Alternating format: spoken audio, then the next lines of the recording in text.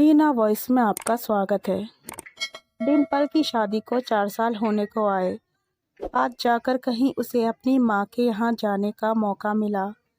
4 साल से वह कभी ससुराल तो कभी अविनाश के पास, बस इन्हीं 2 जगह पर उसकी ज़िंदगी सिमट कर रह गई थी। शादी के 1 साल बाद ही अजय का जन्म हो गया था।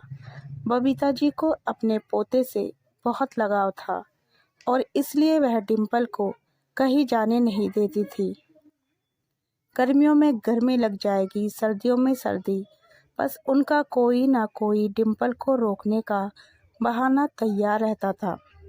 अजय के सुबह नहाने से लेकर रात के सोने तक बबीता जी डिम्पल को यही सिखाते रहती कि बच्चा कैसे पाला जाता है।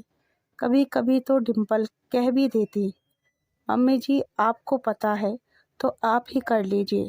इस पर बबीता जी डिम्पल को कहती, तुम क्या सीखोगी। अजय 3 साल का हो गया और डिम्पल की छोटी बहन की शादी थी। डिम्पल के मम्मी पापा खुद आकर बबीता जी से इजाज़त लेकर डिम्पल को 15 दिन पहले ही ले गए।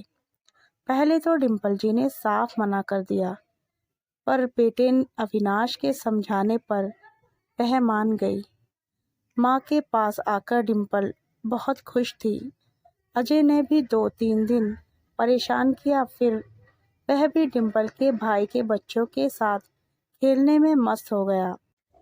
उधर बबीता जी को पोते की चिंता सताई जा रही थी और वह दिन में कई बार फ़ोन करके डिम्पल को अजय के विषय में सलाह देती थी। एक दिन डिम्पल अजय को अपनी मम्मी के पास छोड़कर बहन और भाभी के साथ शादी की खरीदारी करने बाजार चली गई और उसे आने में वक्त लग गया। और इधर बार बार बबीता जी का फ़ोन आ रहा था।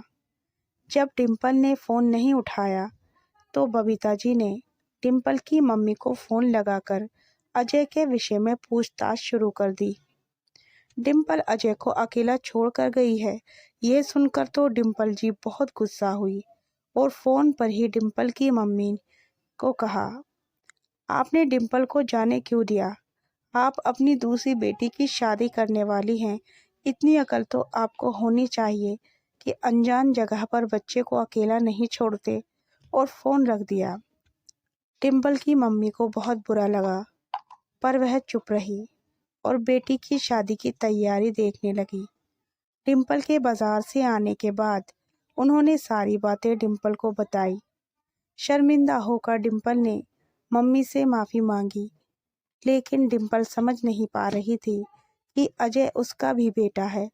जितनी फिक्र उसकी दादी को उसकी है, उतनी ही फिक्र उसकी नानी को भी होती है। फिर क्यों उसकी सास ने उसकी मम्मी को इस तरह अपमानित किया। शादी के एक दिन पहले डिम्पल जी भी अविनाश के साथ शादी में शामिल होने आ गई। आते ही उन्होंने अपने पोते अजय को अपने पास बैठा लिया। सब अपने अपने काम में व्यस्त थे। अविनाश भी सारा इंतजाम देखने चले गए। बबीता जी लगी पोते से जानकारी लेने, क्या खाया, कैसे खाया, कहीं चोट वोट तो नहीं लगी।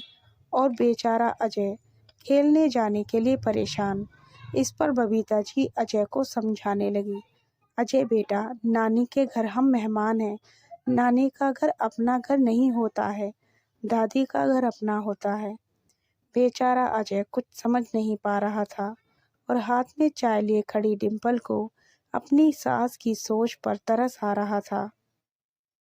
कितना डर और परायेपन का भाव था उनके मन में।